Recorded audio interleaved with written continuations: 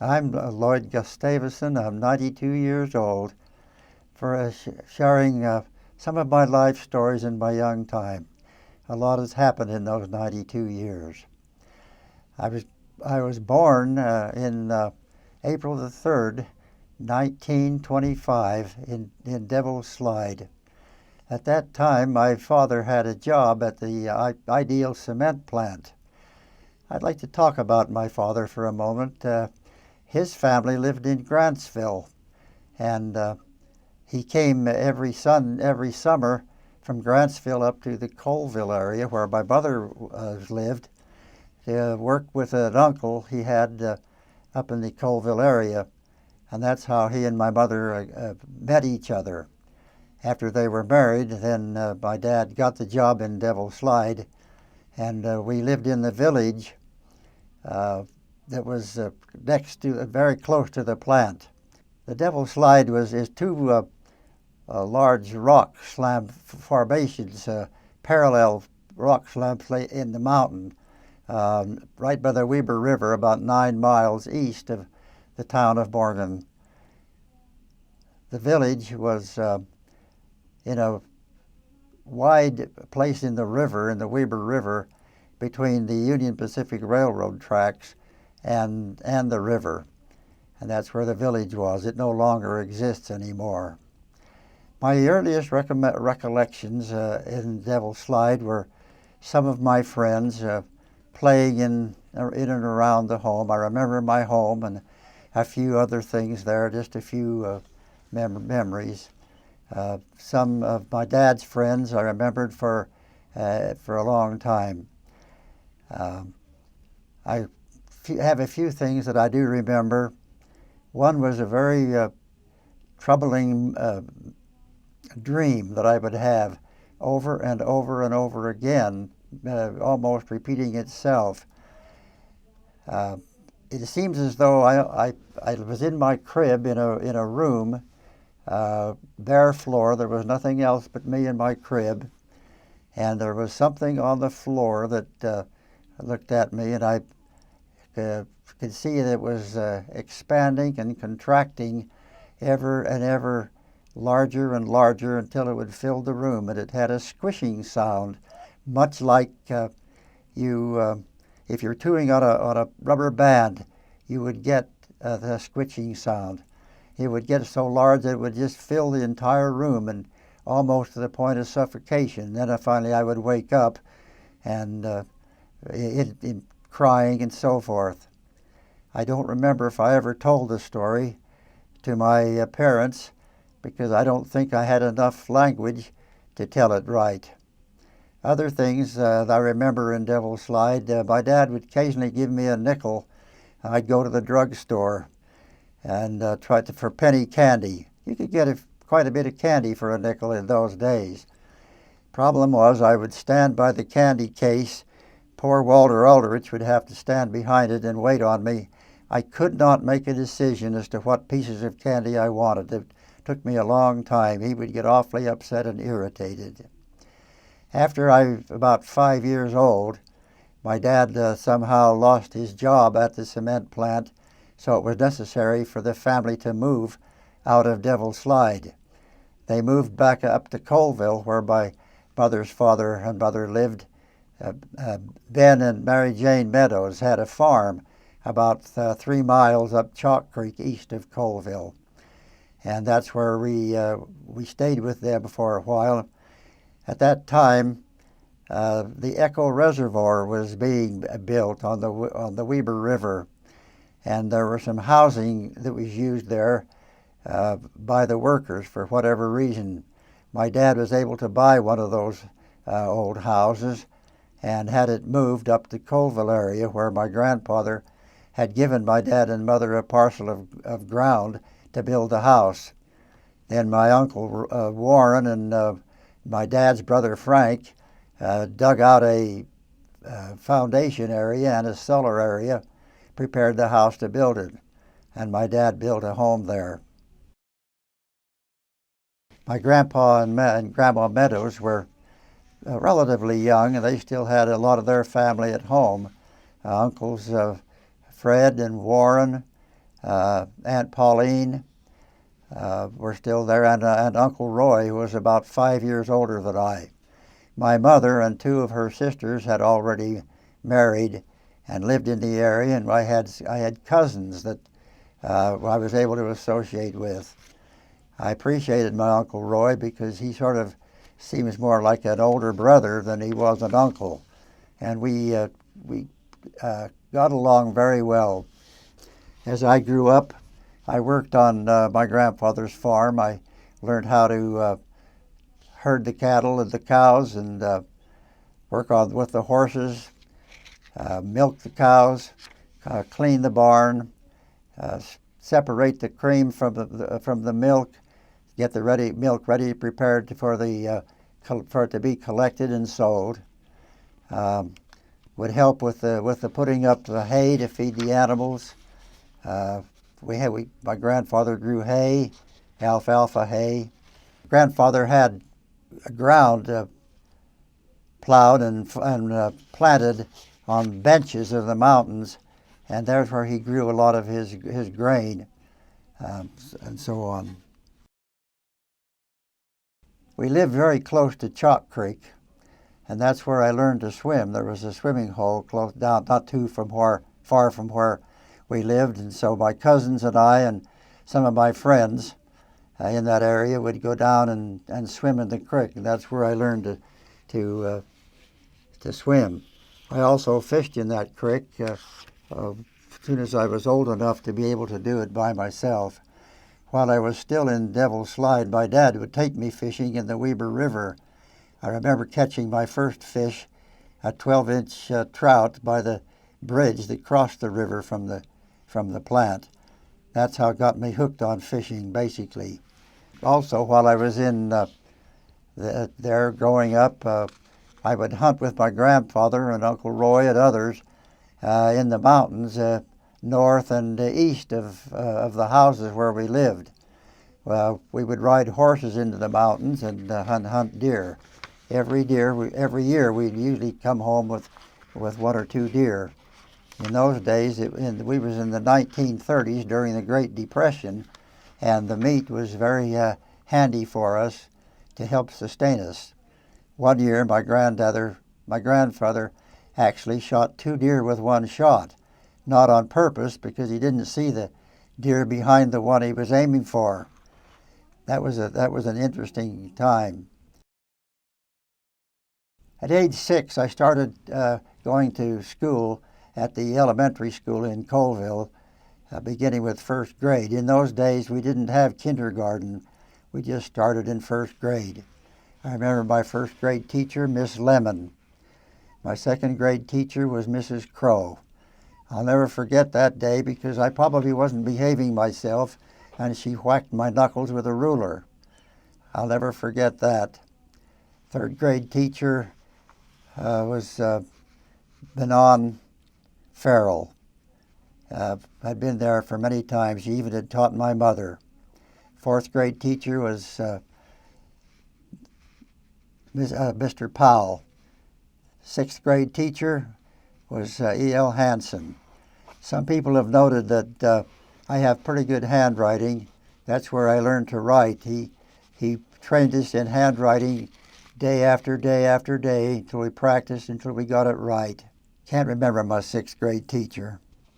Eventually, I went into high school, also at the same location, but in different parts of the building in high school. Went through 7th, 8th, 9th, 10th, and 12th grades. In my junior high school times, I wasn't a very good student, but eventually I finally got the message that I needed to have an education, and therefore I applied myself, finally ended up on the honor roll. One of my favorite teachers in high school was Mr. M.T. Carmichael, and he was my art teacher. Of course, he encouraged me in my art and taught me a great deal. That's what got me going when I finally got a fuller education in art. As I was growing up in my younger days, I remember I was baptized in Chalk Creek by my Uncle Roy. As far as my church activity was concerned when I was growing up, we lived about a mile and a half from the church, and my dad worked 6 days a week, and on Sundays he just did work around the house and get things going. So it was difficult for us to get to church, so I wasn't all that active. Sometimes somebody would take us if we looked like we were walking to church. But the strong point in my activity in those days was scouting. I'm very grateful for my scoutmaster, who was named J. Emerson Staples. He also became my bishop eventually. I worked in scouting all the way through up and through Life Scout, and I had many of the merit badges and activities required for Eagle, but I never did just quite make it. Anyway, that was the one thing that kept me going and taught me a great deal, and I still use some of those things I learned to this day. The high school name was North Summit High School. It was in Colville. My activities there was I played football. That was basically the activity that I was involved in there. When I was a senior in high school, before that, during the summers, when I was in high school, my cousins, Mont and Owen Staley, took jobs up on the upper Bear River, south of Evanston, Wyoming. 3 separate summers where we worked on that ranch and putting up hay and milking cows. It was a good experience for us boys. We earned a little money in those times, and it was helpful for us to learn how to work and to be productive in our lives. Of course, it was helpful for me when I worked on my granddad's farm as well. When I'm milking cows, I get a very strong grip in my hands. When I was a junior in high school, my friend Bob Tyler and I had borrowed my Uncle Roy's new car and had taken a couple of girls up Chalk Creek on a date. On our way back, we had the radio on, and we heard on December the 7th of the Japanese attack on Pearl Harbor. We didn't realize at the time how that was going to affect our lives for the next several years, but it did. The next day in high school, that was basically the whole conversation that went on about how we were going to survive and get into the war effort. When I was a senior in high school, the Navy offered a test to see if we were finding candidates for officer candidate school. I took the test, and in a few days later, I got a letter from the Navy saying that my test score was sufficiently high to warrant further consideration. So they gave me an opportunity to enlist in the Navy, which I did in a few days later. I had gone to Salt Lake City to enlist in the Navy. That was on May the 21st, 1943. And it just so happened that night was the night of our high school graduation. But I was stuck in Salt Lake. There wasn't any way I could get home for the graduation. I had taken the stage from Colville to Salt Lake, but by the time I had finished the enlistment procedures, the stage had gone back home, and I had no way to get home. In those days, transportation wasn't all that easy. Mother didn't drive, and Dad was working, so I missed my high school graduation. It wasn't long after that I received a letter of orders from the Navy ordering me to the Navy V-12 school at Washburn University in Topeka, Kansas. There was a train ticket with it, so I caught the train at Echo. Dad and Mother took me there and wished me well, put me on the train and sent me to Kansas. It went up through Evanston, over to Cheyenne, down to Denver, and down to another city down in Colorado, and then east into Kansas. Finally arrived in Topeka, Kansas, along with other students from all over the country going to Washburn University to train in the Navy. Washburn University is in Topeka, Kansas, and it was a private university. We were housed in girls' dormitories.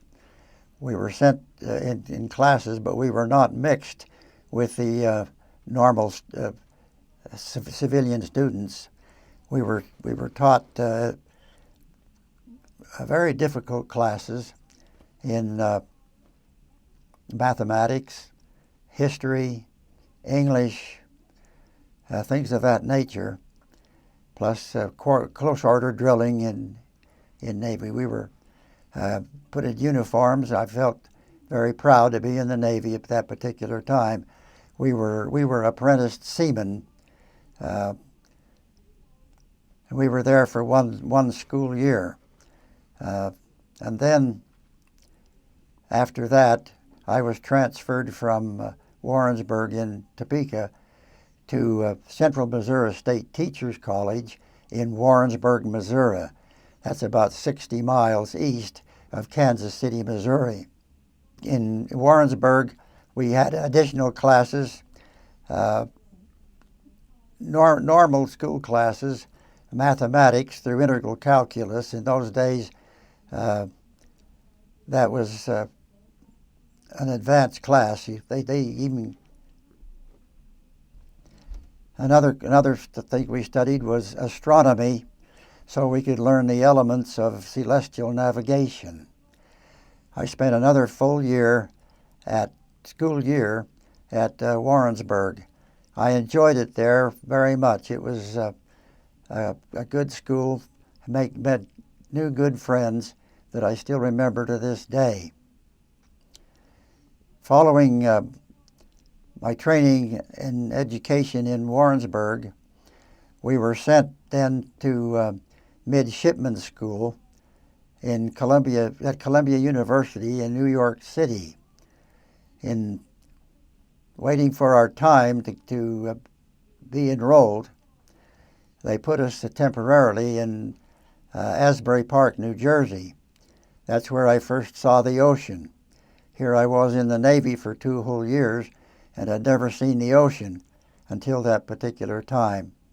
The Navy used the facilities at Columbia University for our advanced training with a 6 weeks advanced education additionally in get us prepared for graduation and commission in the Navy.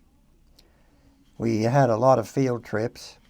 One thing I forgot to mention while we were still in Warrensburg, we had been given a week's leave.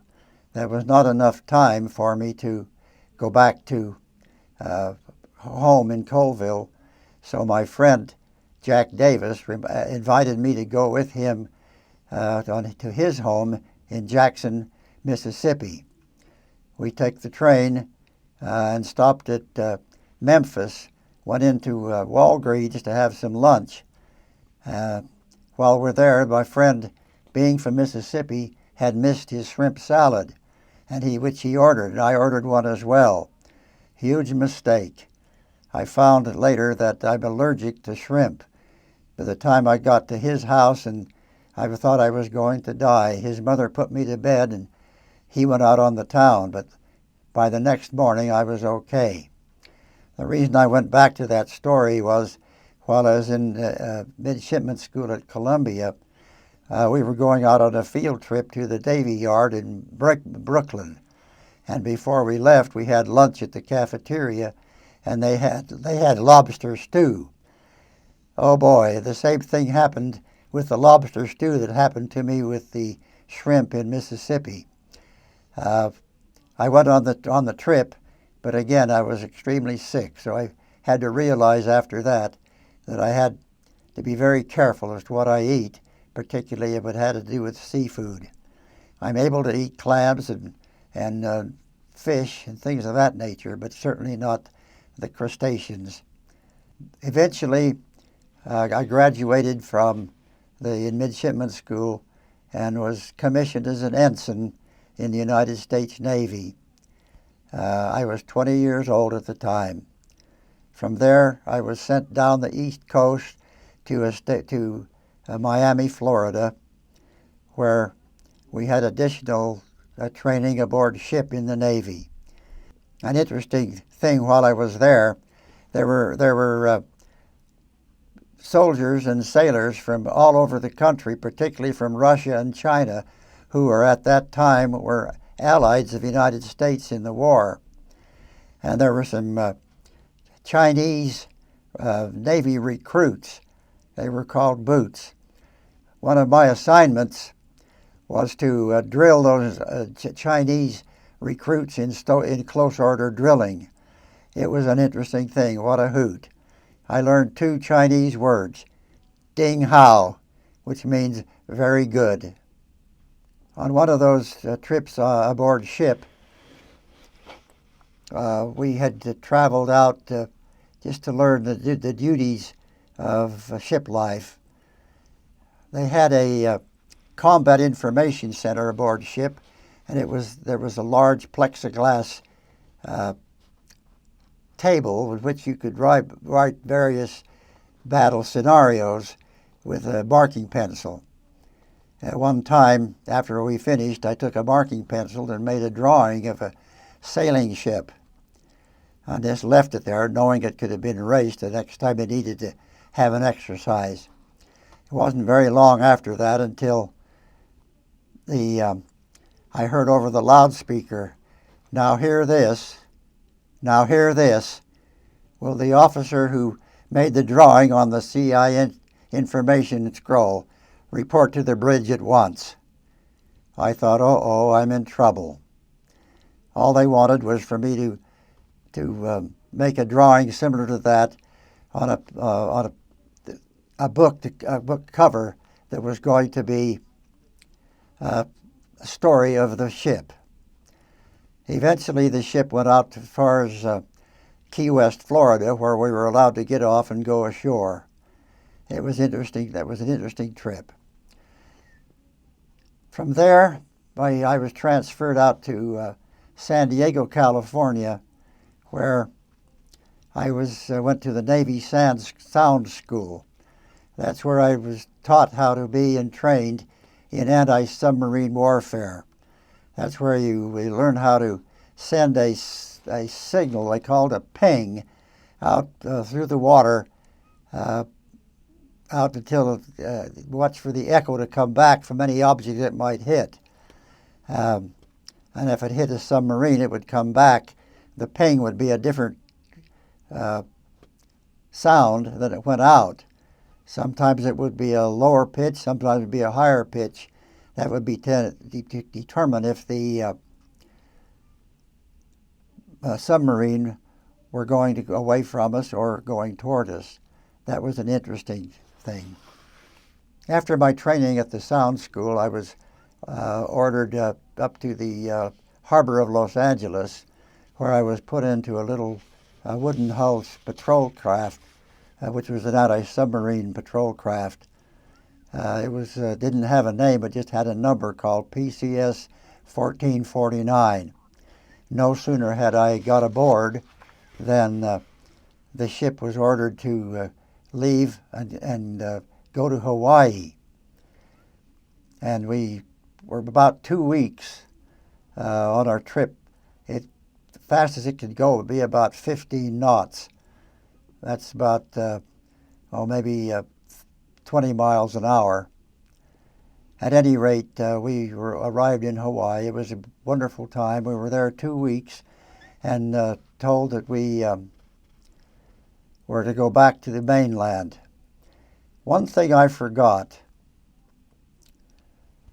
when I entered the Sound School in San Diego, that was in August of 1945.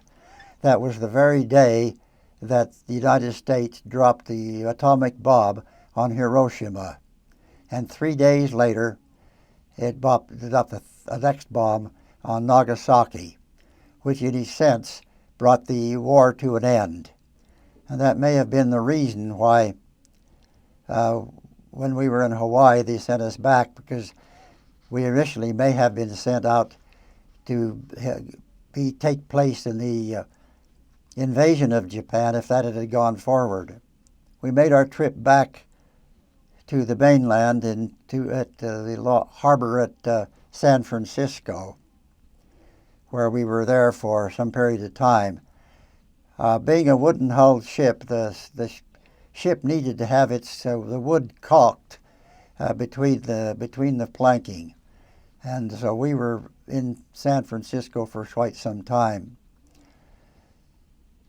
Following that, however, we were sent up to Alaska waters, but on the way we stopped in the Seattle area where the ship needed some additional work on its hull, put in dry dock. Eventually we made our way up the inland passage up to Juneau, Alaska, and then across the Gulf of Alaska to Kodiak, where we were there for most of the time. Eventually our ship was ordered to go way out to Adak, way out on the end of the Aleutian Islands. Again, I don't know why, but we got a terrible storm in the Gulf of Alaska on our way out. We went through Dutch Harbor and then out into to Adak, where we had to have some additional work done on the ship.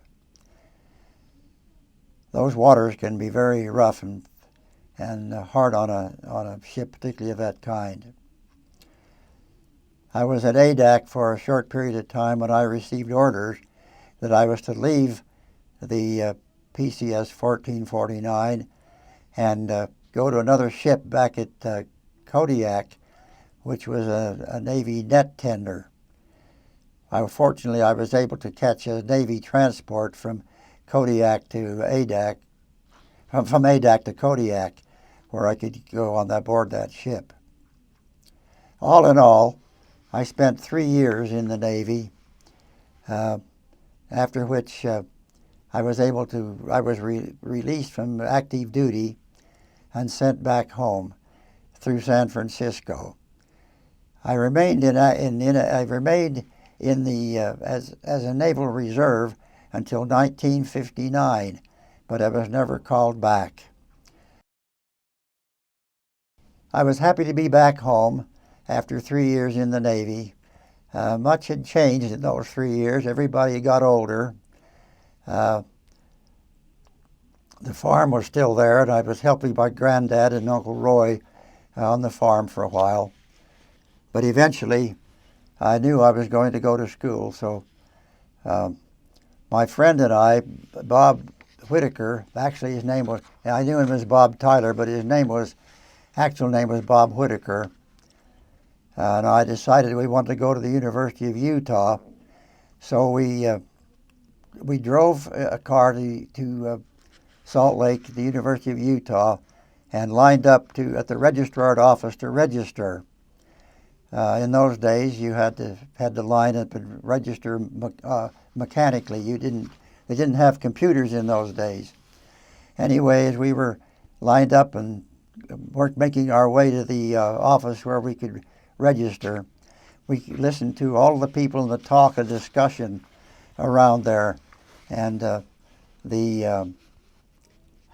I won't use the word holier than thou, but the better than thou attitude of the students that were lining up, and the language they were using, it was just so irritating. As we kept going along, the more irritated we got, and one of us looked at each other and said, "Let's go to Provo." So we stepped out of the line, got in our car, and drove to Provo and registered at BYU the same day. And I was happy we did that ever since. We registered there in the fall of 1946. We came back home after registering and spent the rest of the summer there working on Granddad's farm and getting together and doing a few things. In August, there was the Summit County Fair. So Bob and I decided we would go to the dance held at the pavilion in the fairgrounds. Another friend we had that came home was Gordon Bond, who lived in Hennifer, just a few miles north of Colville. And we were in the dance pavilion, and here comes Gordon with this beautiful blonde girl on his arm. He introduced us to us, said her name was Beverly, and I was happy to hear it. I said, "Wow, I wish there was another one like you at home." And they both said, "Well, there is."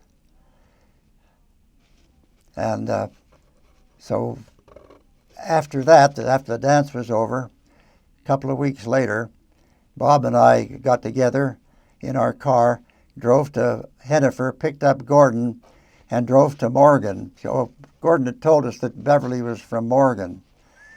And so I was anxious to meet the other twin. So we went there, and Bob was looking for a girl for him too. So we met Beverly and Barbara in the inside swimming pool at Como, which was a resort in Morgan. And that was the beginning of my relationship with Barbara. I'm not sure it was that same time that Bob met Mary Beth Geary, but the three of us were almost inseparable the rest of the summer. We would go on picnics, we'd go bowling, we'd go to movies, we did a lot of things together. At the end of the summer, Bob and I went back to BYU. Gordon stayed in Hennifer and got a job at the Ideal Cement plant where my father was working when I was born. I think he eventually took education at Weber State. We were all on the GI Bill, grateful for it as a matter of fact. So I spent that winter at BYU. Since I was interested in art, I had taken art classes from the art faculty, including B.F. Larson, who was a well-known artist at the time in the area. And then we took religion classes, we took English classes, and other required classes. Then in the spring, Barb and I went back to Colville, worked on the farm as much as we could, did a few things around. But also, Bob and I had bought a car together. That's how we were able to get around. But anyway, during the summer, we went on dates with those girls. We were on triple dates. There was never a time, actually, when I was alone with Barbara. We always went on dates together. My mother would cook us some fried chicken, and we'd go on picnics. We did a lot. It was just a fun summer. Oh, while I was at school at BYU in the winter time, I pretty well knew that Barbara was the one I wanted to marry. So I went out and bought a diamond ring, and took it home and put it in a drawer at home. Well, one time during the next summer, when he had been on a triple date, we were parked in front of my home. I think it was because I had to stay home and let Bob and Gordon take Beverly and Barbara and Mary Beth back to Morgan and Gordon to Hennifer. Bob was driving. Anyway, Barbara asked me what this was all leading to. What's going on? And what's going to happen with us? And I thought, well, there would be no better time than now.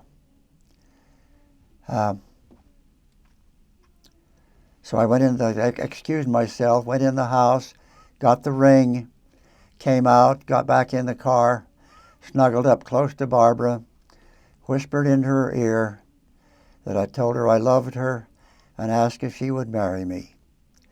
She said, "Will you be good to me?" And I said, "Yes." And she said, "Yes." And then I got the ring out, and she let me put it on her finger, and then she excitedly showed it to the rest of them. Not a very romantic time or proposal, but that's actually the way it happened. We stayed there for a while longer, and I excused myself, got out of the car, went home, and Bob took the rest of them back to their home. So that's how Barb and I finally decided to get married. In the fall, I went back to school, and Barb decided at one time to go into Salt Lake and live with her sister Thelma and work at a restaurant in the Capitol building. One day, Barbara called me crying, said she had quit her job and didn't know what to do. I said, "Well, get on a bus and come on down and let's talk about it." So when she got there, we talked and discussed, thought about our feelings, and we decided, well, let's go ahead and get married. In those days, on the GI Bill, we received a little monthly award. I think it was something like $25 or $50. I think it was $50 a single. When I got married, we would get $90. And so we decided there and then to get married. And the date we decided was the day before Thanksgiving, so that we'd have that weekend to be together before I had to go back to school. This was a shock to the rest of the family, which had to work hard to get everything put together. It was about a 6-week time, I think, from the time we made the decision to get married until we decided to get married. We were married on November 26, 1947, in the Salt Lake Temple. I'll never forget the experience that I had when we left the temple. There was nobody there to greet us. Well, my bishop, J. Emerson Staples, and his wife, and my Uncle Roy and Aunt Bessie had been with us to the temple. They left and left Barbara and me alone. So we dressed in our street clothes, walked in front of the temple on the way over to where we were going to spend the night at the Hotel Utah, or the Hotel Temple Square. But while we were walking in front of the temple, a most spiritual manifestation came over me. There's no words I can use to explain it, but it was the Spirit speaking so strongly to me that I knew beyond the shadow of a doubt that Barbara and I had made the right decisions for ourselves, that she was the one for me. I'll never be forever grateful for that confirmation of the Spirit. We spent the first night at the Hotel Temple Square. The next morning, caught a bus to go back up to Morgan, where we stayed the next night. And then I left and went back to school, and Barbara stayed with Barbara. I had to find a place to live. Finally, I located a place at the top of a stair in a yellow building across the street from the lower campus. That was handy for me because that's where I spent most of my classes, art classes at BYU. Well, Grandma and I have had a wonderful life together. Our prayers are prayers of thanksgiving that the Lord has allowed us at our advanced ages to still be together with each other in reasonably good health. We've had a long life. Our family is a blessing to us. We're grateful for them for their lives as well. We've had a lot of wonderful experiences. I'm particularly proud of this woman because what she has been and to me, the fact that one thing I remember about Barb, as we were growing up, I knew there would never be a time when I would be embarrassed if I brought somebody home unexpected and find the house not cleaned up. I don't know why that made an impression upon me, but it did. I was always very pleased with the way she would keep our home and our house. Until just recently, when she lost her eyesight, she was a good cook. She was a good seamstress.